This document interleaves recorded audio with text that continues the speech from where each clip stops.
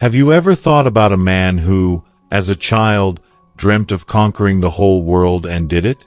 His name echoed like thunder across empires. The world called him the Indian Alexander the Great, Sikandar Azam.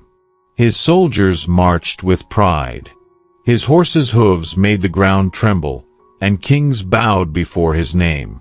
He had everything that any human could ever desire: power, fame, unmatched wealth. Kingdoms fell at his feet, and victory followed wherever he went. But history has proven something again and again.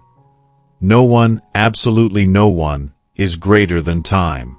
As Sikandar approached the final moments of his life, lying weak and pale in his royal tent, his body may have looked strong, but his soul knew the end was near.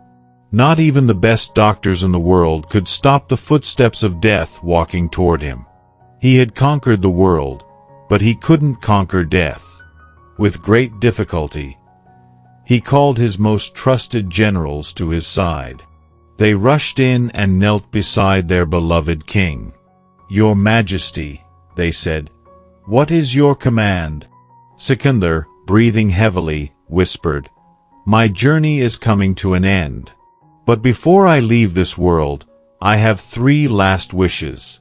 Promise me that you will fulfill them." Without hesitation, one general replied, "Your word is our command. Please tell us your wishes."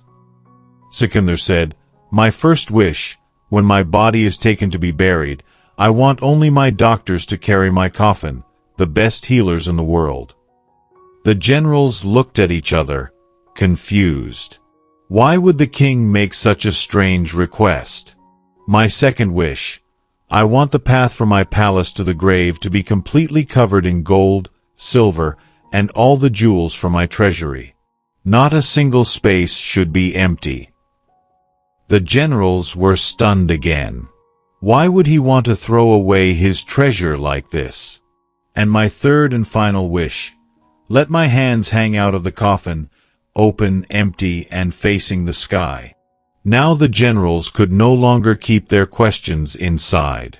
One of them gathered the courage to ask, "Your Majesty, we will obey your commands, but please help us understand why these wishes." Sikandar closed his eyes for a moment, then opened them slowly with a weak smile on his face. There was no pride in that smile, only peace, a teacher's calm before his last lesson.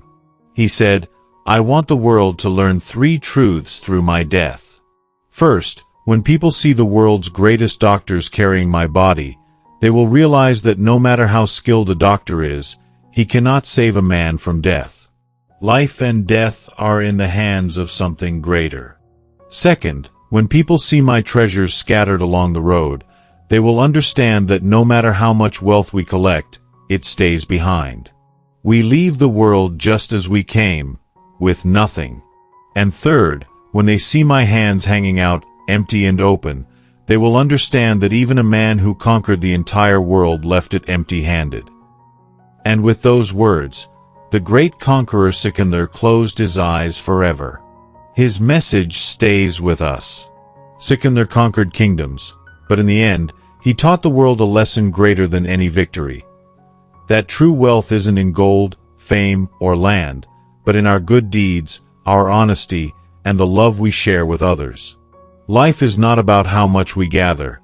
It's about how much we give, how deeply we live, and how many hearts we touch before we say goodbye.